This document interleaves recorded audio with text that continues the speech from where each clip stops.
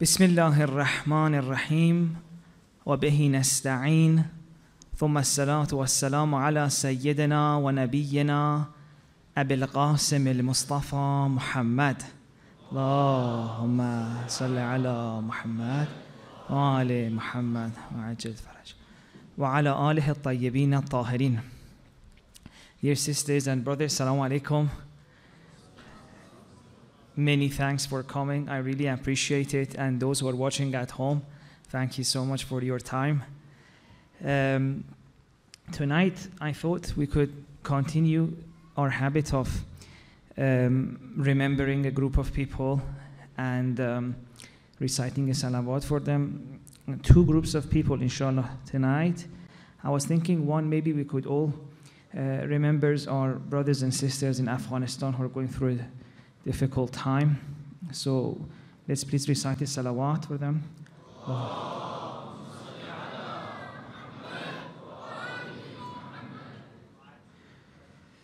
Yeah, I think we really need another series just talking about the world, but inshallah maybe another time. And the second group of people I wanted to remember tonight are people who are going through physical disabilities or mental health challenges. Just wanted to let you know that we care and we remember you, and I hope inshallah more and more our communities could be inclusive so it would be easier for everyone to access. And so if it's okay, let's please recite another salawat for them.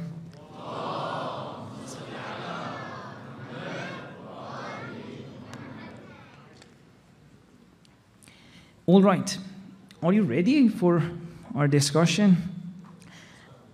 Bismillah. Ahsan. Oh, today we got a new way of yes, that's ahsant. Thank you so much for that. So, if you remember, what we've been discussing in this series is that we were stuck at the surface of the religion. And as a result of that, two things happened. Firstly, we lost a kind of narrative that can we fully believe in and use to make sense of our life in a way that we know where we've come from, where we are, and where we're going. And as we lost that narrative, so many things happened to us. The past couple of nights, we're talking about this idea that as a result of living a certain way, we started putting things inside us. Do you remember like that example of a pot that you put the ingredients in? And slowly, these things that we put inside ourselves became patterns. And these patterns slowly took our agency and freedom away. We wanted to change, but we couldn't. We wanted to look at the world in a new way. We couldn't. And we said, as this happened, as we lost our freedom to change ourselves, slowly, not just our world became smaller and smaller, but we became smaller too, in what we called a reciprocal narrowing. We said both our world shrinks and we shrink. If you remember yesterday, we spoke about parasitic processing, in which something happens, we get hooked into a way of seeing the world, and we can't get out of it, and as a result of it, we keep thinking bad and bad things are going to happen. Good things fade from our attention. And even if we want to intervene and change it, it's not that easy. Or those who've been in an anxiety spiral know that even once you know it's happening, you can't stop it. Why? Because it starts using the same machinery that we had in order to be adaptable in this world. It uses the same against us. So these patterns we have inside us that take our freedom away, that limit us, they're almost, we can call them alive, because they're using our machinery against us. So you can see that when you, for example, get hooked into one of these spirals and you feel like everything bad is going to happen, you're doomed, you cannot tell yourself that, no, that's not the case. Because as you try to intervene, it's a dynamic system. It restructures itself and comes back. Because it's using your own cognitive machinery. And so you get stuck in a process in which the world becomes smaller and smaller and smaller. And as a result of that, you also become smaller and smaller. You can't focus on so many things you used to focus before. You can't do so many things you used to do before. And at some point, they don't even occur to you.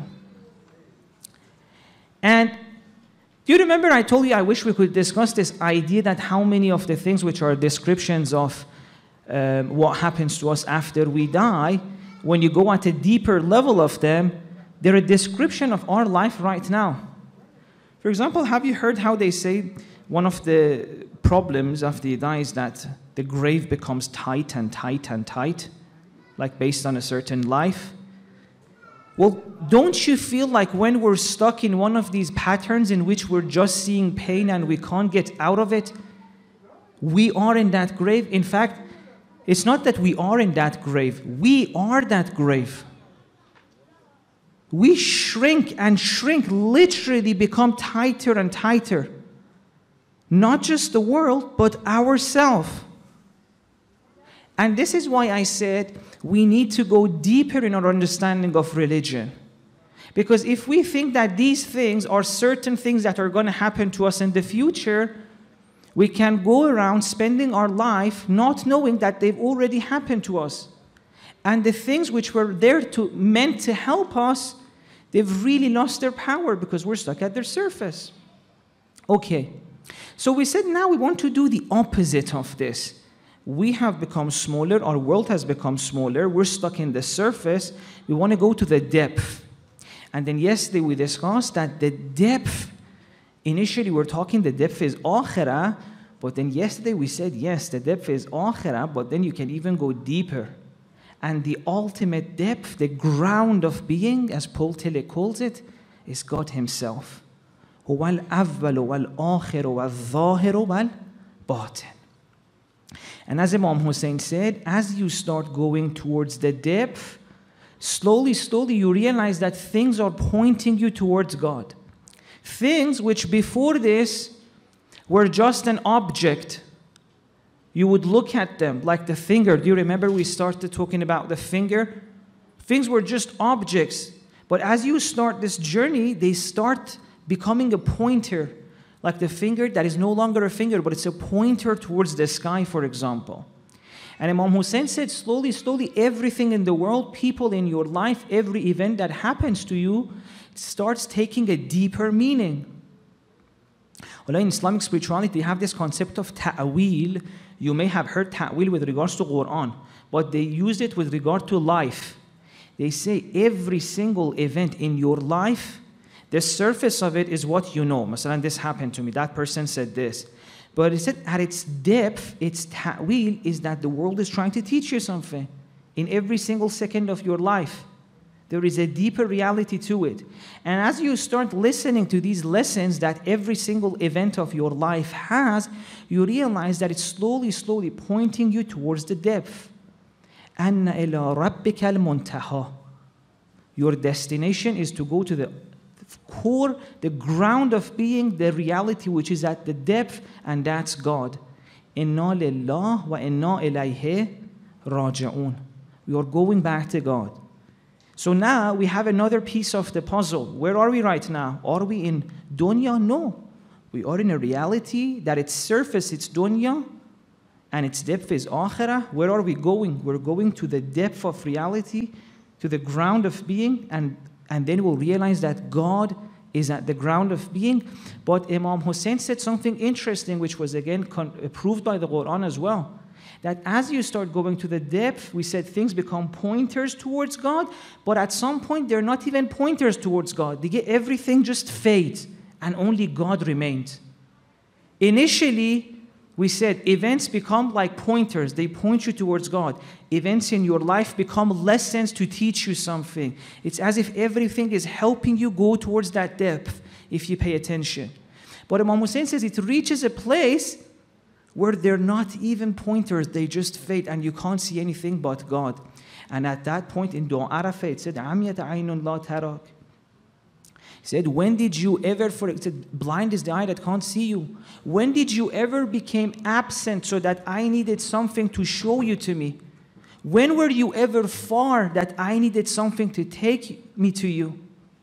So at the end of our journey, we reach a place in which we can see God much more clear than the signs that previously we were using to get to Him. And we realize that not only God is the depth, God was the zahir as well. وَالْأَوَّلُ وَالْآخِرُ وَالظَّاهِرُ وَالْبَاطِنُ. In order to maybe, of course, no example can do justice to this, right? But in order to just make this a little bit more easy for us to understand, because as soon as we're stuck on the surface, these are just ideas, and we said propositional knowledge is not going to be that helpful. But just an example to get a sense of what are we talking about, this idea that God is at the depth of everything. Imagine we have, for example, Masalan Sheikh Dževad has started knitting, right? I've got the needle and the hook and I've started knitting and I've created, for example, I've made a jumper, a hat, and let's say, for example, some socks, right? So I've started knitting, I've created a jumper, a hat, and a sock. Now, you may be thinking, okay, we have 3 different items, right? And that makes sense. Yes, we've got a pair of socks, jumpers, and, for example, a hat. Now, I would say that that is at the surface of what you're dealing with. What do I mean by that? Okay, let's examine these. Let's, for example, take the hat in our hand and start to see what is the hat really made out of. Because we said that we have 3 different items. We have a hat, jumper, and a pair of socks. Okay, let's take the hat and slowly start to see what is it made of. Oh, it's made out of wool. And let's say we take one, a thread of the wool and we start pulling it and pulling it and pulling it. We realize, oh, the whole hat opened up and there's nothing there but wool. And then you do the same with the pair of socks. You see, this is wool as well. It's nothing but wool. And then you look at the jumper and then you see, it's the same thing. There's nothing there but wool. Okay, weren't they different? Socks, jumper, hat. But when we look to see what they are, there's nothing there but wool. It's just wool in the shape of a hat, wool in the shape of a jumper, and wool in the shape of a socks. But there's nothing there other than the wool. So we can say the jumper is a form. It's the zahir of it. What is at the bottom of it? Wool. The same is with socks. What is at the depth of it? Wool. Let's say we take all the wool out of the jumper. Is there anything left? No. So what was it? What was it? It was just a form. Once you take the wool out of the socks, nothing remains. Take it out of the jumper, nothing remains. So this is when we say that the world is made out of a reality, a haqiqat. And that is what we call God. We call it God, we call it Allah. Some people may call it something else. God is the reality that is that thread that everything is made out of. هو الأول والآخر والظاهر والباطن. What is everything else? What was that jumper? Then what do we call jumper? Jumper was a nothing. It was a form. But once you take hack out of it, once you take the wool out of it, nothing remains. And this is why you see when God wants to explain what happens when the veils are removed from our eyes, because right now our eyes can only see what? The jumpers of the world, the socks of the world. We're not looking at the wool because we're stuck at the surface. Hala, God says either in this life reach to the depth and start seeing the wool in every jumper, or if you don't do that, at the moment of death that will happen to you. فَكَشَفْنَا عَنْكَ غِطَاءَكَ فَبَصَرُكَ الْيَوْمَ حَدِيدٌ. At the moment of death, you will see that. And this is why when God wants to describe what happens, it says, for example, you will see that the mountains will be removed, will be vanished. And what does it say? فَكَانَتْ سَرَابًا. And you realize the mountains were mirage all along. A mirage. They were that form that reality had taken at that point. They were just a surface. فَكَانَتْ سَرَابًا. It was a mirage. And this is what Imam Hussein is saying. I learned through my life أن مرادك مني أن تتعرف إلي في كل شيء حتى لا أجهلك في شيء. What you wanted me in this life was to introduce yourself to me in everything, so that there's nothing in which I can't see you, I can't know you. And he says, as I do this, as I go to the depth and I see this, I reach a point where I'm asking myself, where is anything else? It's very interesting. Ayatollah Hassanzadeh Amali, he has the line, he says, they ask me, have you ever seen God? I tell them, have you seen anything but God? فَأَيْنَمَا تَوَلُّوا, Quran says, فَثَمَّ وَجْهُ اللَّهِ. Wherever you look at its depth, you can encounter God. But of course, as Imam Ali explains in Nahjul Balagha, this is not a simple thing, because a lot of people misunderstand this. They say, oh, so we can see, for example, God with these eyes. Imam Ali explains in Nahjul Balagha, no. It's not with absar. It's not with the aql. It's with the heart. بحقيقة الإيمان. Right? So this has a way of being misunderstood. But Imam Ali says, see, it's not with the eyes. No. Something much deeper happens. It's just that because we're stuck at the surface, it's so difficult to make sense of it. All right. We have now another piece of the puzzle, and that is what is awaiting us. We said for a narrative, we need to where are we and where are we going? Quran says, أَنَّ إِلَىٰ رَبِّكَ الْمُنْتَهَى إِنَّ إِلَىٰ رَبِّكَ الرُّجْعَى. Where you're going is towards God. We are on a journey and everything is going to point us to there, towards God, to go and meet God. And he said, can you meet God? God himself said, are you in doubt of meeting me? فِي مِرْيَةٍ مِّن لِقَاءِ رَبِّهِمْ. What is the process to get there? That's what we're going to talk about. The process, the name Quran uses for the overall process is zikr. But then tonight we'll realize that zikr is a very general term, a formula that can be approached using different ways. The first thing we need to know about this is that the place towards which we're going, rahimallah imra'an arafa min ayn fi ayn wa ila ayn, where you're going, we need to know that it's not like it's indifferent towards us. No. God is at the ground of reality waiting for us. Where? Surah Hadid, verse 16. A lot of you may be thinking now, oh my God, all these years I was stuck at the surface of the world, and I should start seeing more. All this isolation, all this feeling of who's going to take care of me, all these worries, all this pain. Do you remember yesterday we were talking about this idea that we create these patterns inside us that keep us stuck in pain? Do you know why we start most of those patterns? Just to feel safe. Do you know most of the habits which later on hurt us, even addictions, do you know why we started them? Just to feel safe. We had a pain. That's literally how addictions start. You had a pain, it was too difficult, you resorted to something to get some comfort because life was too difficult for you to bear. And you got hooked on that thing which gave you comfort and slowly started affecting your life. Hope now you may be thinking, all my life I was trying to protect myself, created so many patterns inside me that stopped me from seeing life, from enjoying life. We've literally been trying to protect ourselves in everything we do.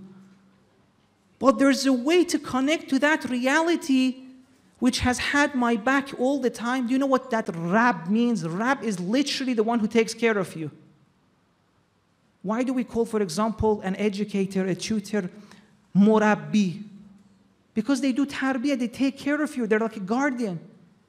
And if God is Rab, Ya Rabbi, Ya Rabbi, Ya Rabbi, it means that all along there was a reality in this world that had our back. But because we're stuck at the surface, we couldn't feel that.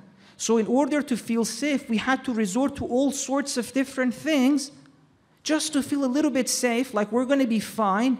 And sometimes we couldn't even find anything, so we suffered. So God says, أَلَمْ يَعْنِ لِلَّذِينَ آمَنُوا أَنْ يَخْشَعَ قُلُوبُهُمْ لِذِكْرِ اللَّهِ.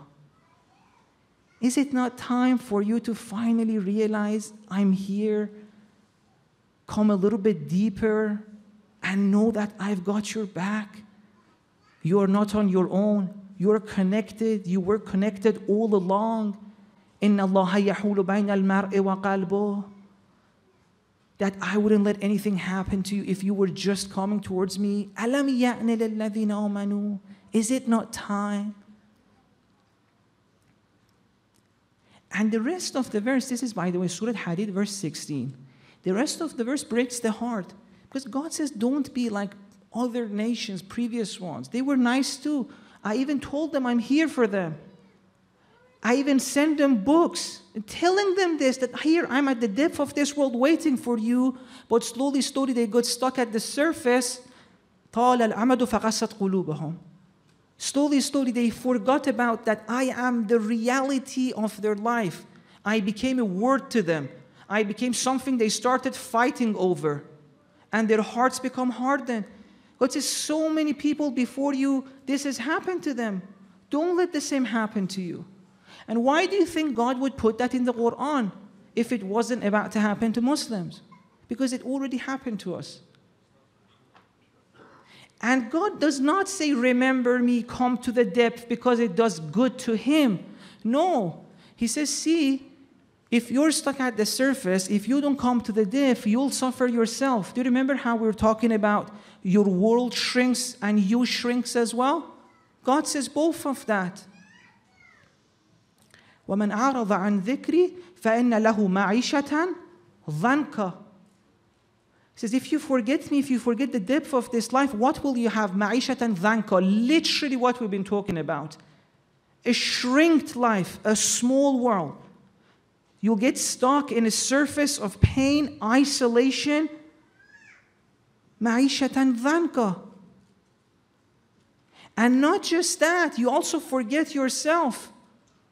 نَسُوا اللَّهَ فَأَنْسَاهُمْ أَنفُسَهُمْ. He says, see, when you stop remembering the depth, when you stop living in the depth, not only مَعِيشَةً ضَنْكَ, your world shrinks, but فَأَنْسَاهُمْ أَنفُسَهُمْ. You lose part of yourself. You forget yourself. So this is why we need to go to the depth. And as we said, the Quranic understanding of the way to do this is called zikr. What is zikr? Zikr is paying attention to the depth. We said the problem we have is that the surface of the dunya has become salient to us. So now, if we want to go away from the surface, what do we have to do? We need to make the depth salient. The process in which you make the depth of the world salient, it's called zikr. Please recite the salawat.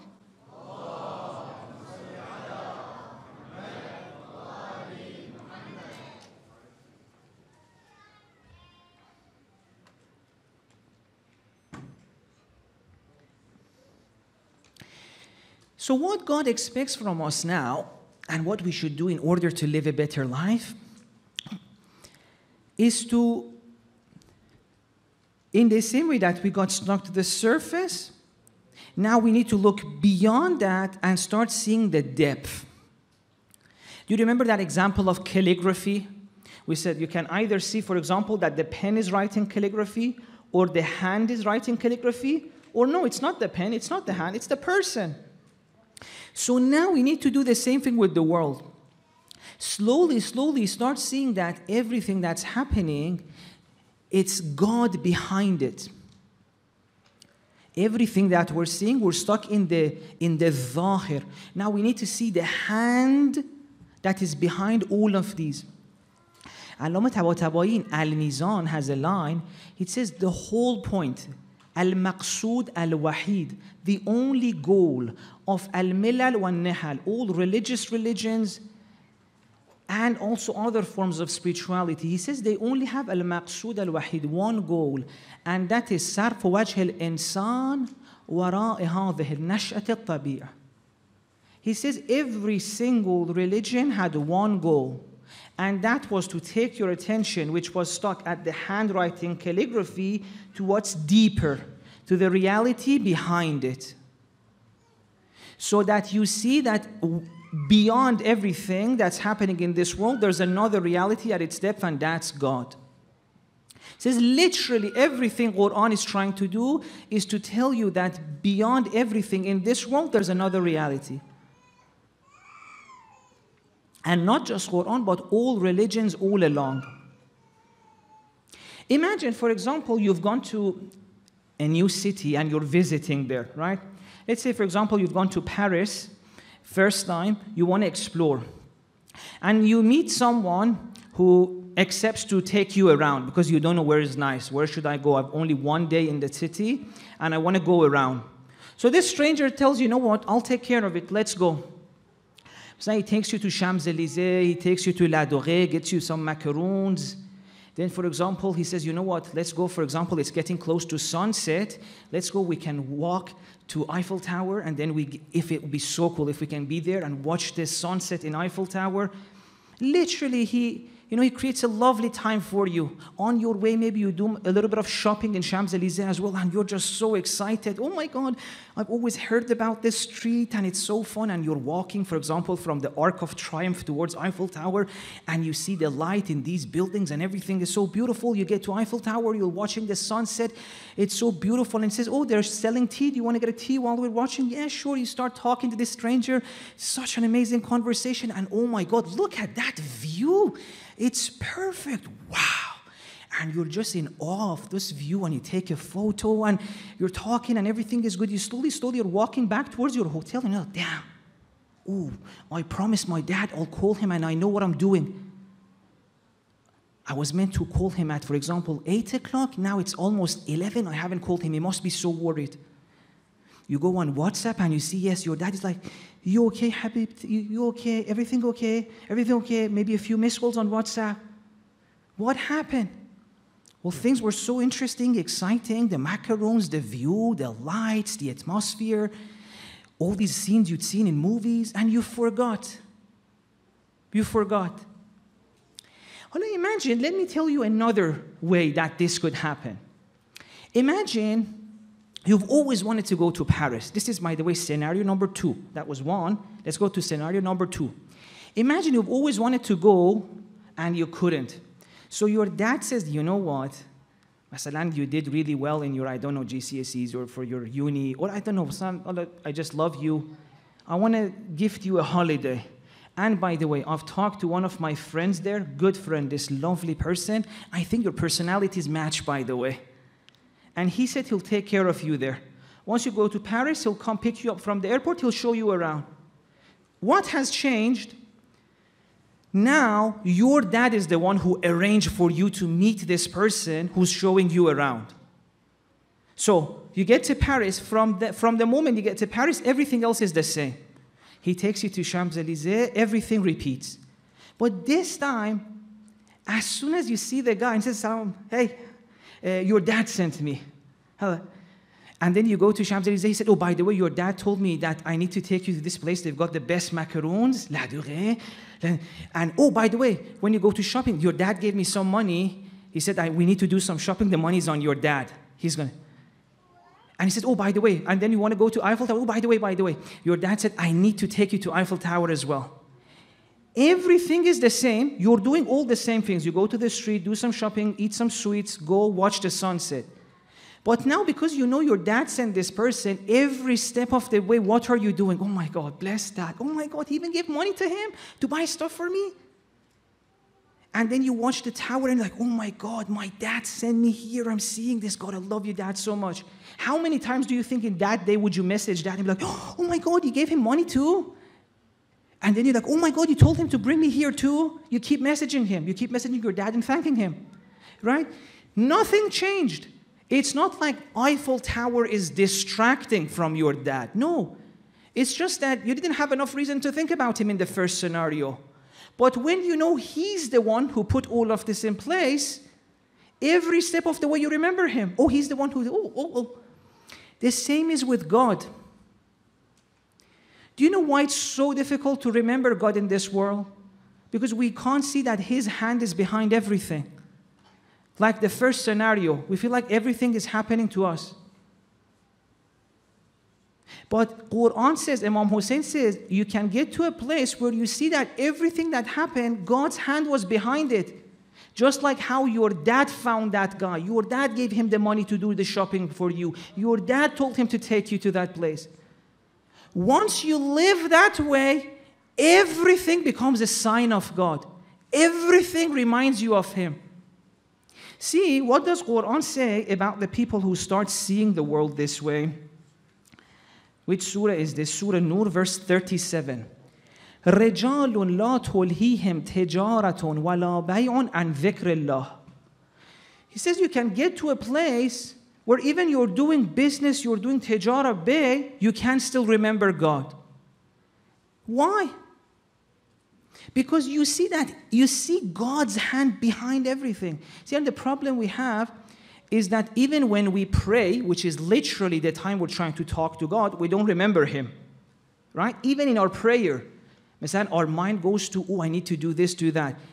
And this is, by the way, I'm not judging us. These are not easy. It's all about the vision that changes that. But I'm saying we, even in our prayer, don't remember God. And then God says there are these people that they could be talking to someone else. They could be doing business, they're remembering God. And that's why I shared that story with you. Once you see the hand of God behind everything, that everything is just a reminder of what God's doing for you. Oh, God gave me God now created this view for me to enjoy. Oh, God gave me this sky to enjoy. Oh, God sent this person to love me. Oh, now this. Oh, now that.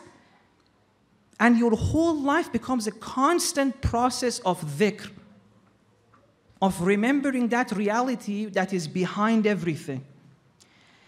Now let's talk a little bit about how can we create that?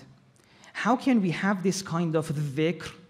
Dhikr, we said, is Quran's technology. I mean, let's not call it technology. It's the overall formula. There are different technologies to create dhikr. But Quran calls the whole process, the overall thing, dhikr, of going to the depth. Let's talk a little bit about dhikr, what it means to us.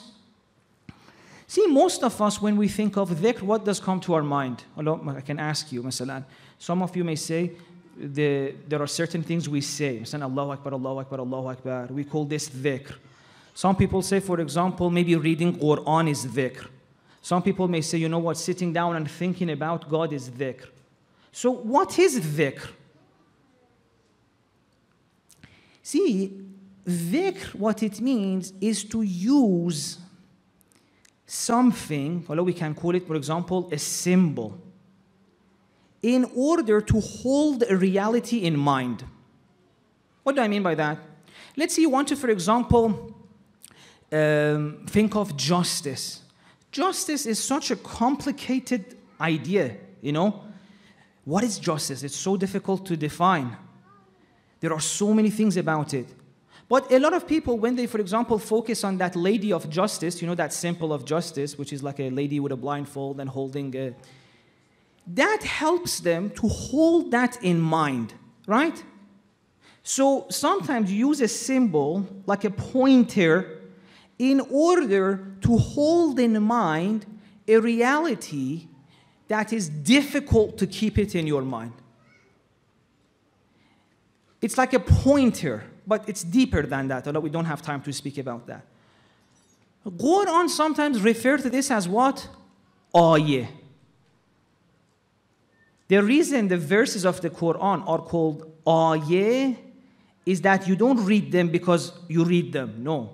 You read them so that through them, you can understand something about God, about reality. That's why it's called ayah, a sign, for example. Right? مثلا, you read Alhamdulillah Rabbil Alameen. Maybe it's so difficult. I don't مثلا sit down and try to hold God in your mind. Hope it's impossible. How can I do that? It's very difficult.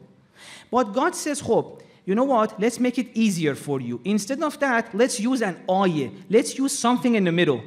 Let me give you something. مثلا, Alhamdulillah. Or let's think of easier one. Ar-Rahman Ar-Rahim. He says, you want to think of me? It's difficult. Hope. Use this word Ar-Rahman to think of me. How do I do that? We say Ar-Rahman. What does it mean? Loving, all loving. And slowly, slowly, through this, you start thinking about God. God is loving. God is loving. And the more you reflect on it, the more opens up for you. Or مثلا إن الله, what is it? معكم. هو معكم أينما كنتم. This verse on its own here is just a verse. It's a word. That's not very special. What's special about it is that it's an ayah. So هو معكم أينما كنتم. So you start thinking about this and use it to understand things about God. هو معكم أينما كنتم. Let's do this right now. It's enough with prepositional knowledge.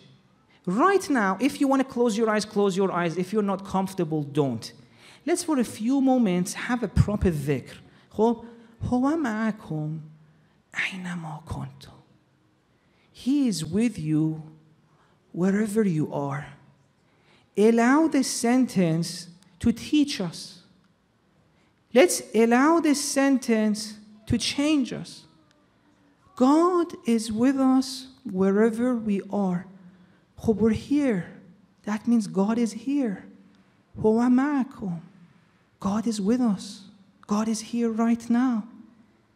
God is here. God is here.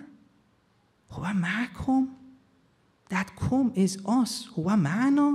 God is with us right now. Just let that stay a little bit in your heart. God is with you right now. Okay, who is saying that? God is saying that. God sent the Quran. So let me change the sentence. I am with you here. God is saying. Forget about the people next to you. Who cares if they think we're silly? Let's do the proper dhikr. God is saying, I am with you right now. This is ayah. Initially, how difficult would it have been maybe to feel anything about God? But we use an ayah, a symbol, to slowly learn something about God, experience something about God. And by the way, something that could help you is if you're reading the Quran, see what becomes salient to you. That's a better ayah for you. Maybe an ayah works for me now, another ayah works for you. Right? But this is literally what a symbol is. So, in order to pay attention to the depth, we said we can't imagine the depth. We can't just start thinking about God. So we need these symbols, these pointers that take us to the depth. These pointers that, I can't imagine God, so I think of an ayah, a symbol, and through that I try to go to the depth, just like what we did right now. That's why the verses of the Quran are called what? Ayah. Because every single one of them is trying to point you to deeper realities. That's why if you just read them without thinking about them, there are so many ahadith that لا خير في قراءة لا تدبر فيها. There's not that much point if you just read it and don't use it as a symbol. Don't do tadabbur on it. Maybe if we have time, I'll speak about how to read the Quran later on. But Quran itself, I am not the only symbol of God in the world. I am not the only ayah. Quran says slowly you realize that every single thing in the world is what? A symbol. سَنُرِيَهُمْ آيَاتِنَا فِي الْآفَاقِ وَفِي أَنفُسِهِمْ حَتَّى يَتَبَيَّنَ أَنَّهُ الْحَقُّ. Quran says, see, every single thing in this world is an ayah for God. فِي الْآفَاقِ وَفِي أَنفُسِهِمْ. Everything outside and everything inside you is an ayah for God, which means that it's like a pointer that you can look to and be pointed at God. Haven't you had, for example, maybe a person in your life through which you learned something so deep? That was an ayah. God wanted to teach you something. Masalan, I learned about God's love through my mother.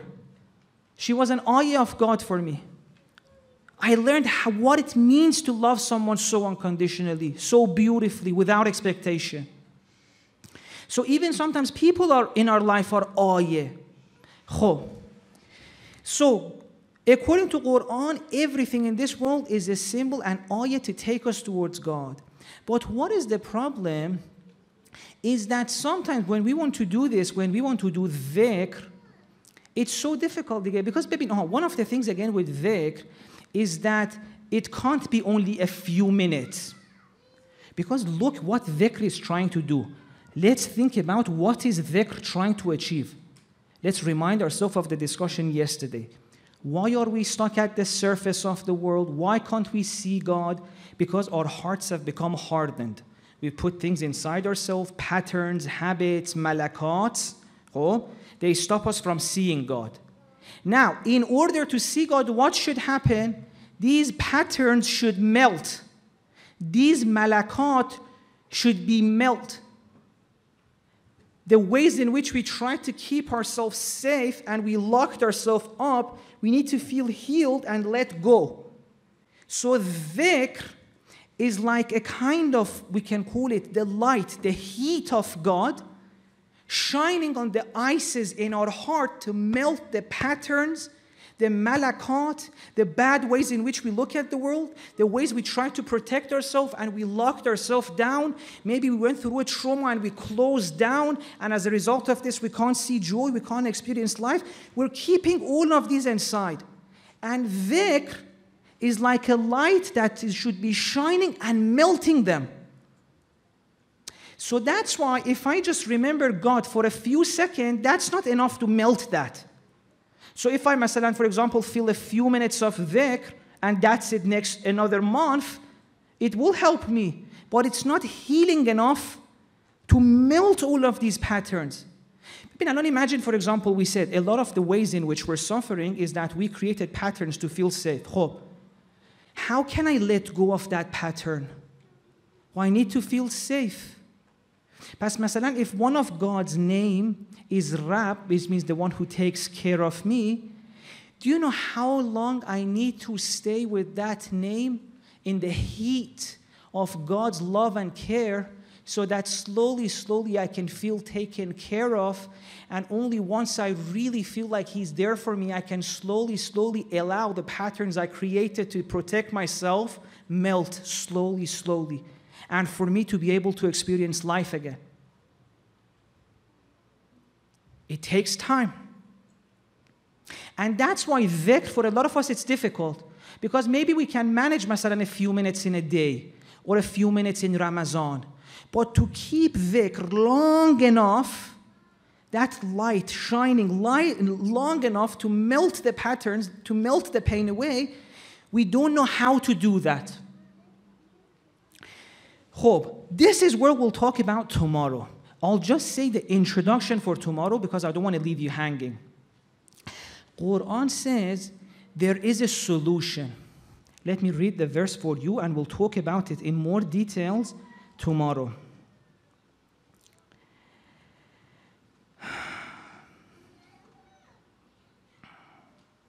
يا أيها الذين آمنوا عليكم أنفسكم. Allama Tabatabai, when he's explaining this verse, he says, see, we were trying to use ayat to remember God. Try to use like a mirror, a magnifying glass to bring the light of God in our heart. But the problem is we keep getting tired. Masalan, if I want to read Quran, I read a few pages, I get tired. Masalan, if I want to remember God through watching a lecture, I can't watch lectures all day. Or for example, if I want to go to Hajj, I can't go Hajj every minute. He says, what is that way what is that ayah that I can use as a magnifying glass to point it at God's light and bring that light into my heart and allow it to melt my pain? Do you remember as kids would use magnifying glass and direct it at the sun and put maybe a paper on it to burn the paper? You had to get the right angle and wait long enough so the light from sun would come through the magnifying glass on the paper and burn the paper. That's what we're trying to do, burn the patterns. But what is that magnifying glass that we can hold long enough for the paper to burn? Because if you do it 2 seconds, it's not going to burn. Quran says, Ya ayyuhalladhina amanu alaykum anfusakum. The sign of God that you can look through to see God and find God and you will barely get tired of is yourself. Not only this is one of the great things about you, because you're always with yourself. We were trying to read Quran to remember God. We're trying to look, and Quran said, no, even the world is ayat. سَنُرِيهَمْ آيَاتَنَا فِي الْآفَاقِ. The whole world is ayat. But the world, I can't always look at the trees, always look at the mountains. He said, وَفِي أَنفُسِهِمْ. You yourself are the best sign of God. And that's why self-knowledge is considered the best way to have dhikr. Because as we say later on, مَنْ عَرَفَ نَفْسَهُ فَقَدْ عَرَفَ رَبَّهُ. The best symbol, the best ayah of God on earth is you yourself. إِنِّي جَائِلٌ فِي الْأَرْضِ خَلِيفَةً. You are the Khalifa of God. So if I want to be able to look at God, the best ayah I have is myself. Every single one of us. يَا أَيُّهَا الَّذِينَ آمَنُوا عَلَيْكُمْ أَنفُسَكُمْ. So that's why tomorrow we'll speak about how to use ourselves as an ayah of seeing God. Please recite salawat.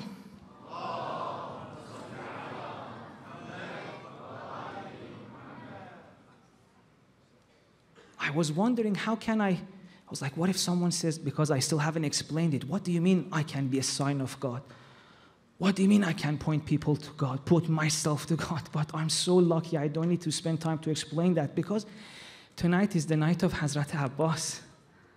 Do you doubt that you can see so much of God's beauty in him? I don't think you doubt that.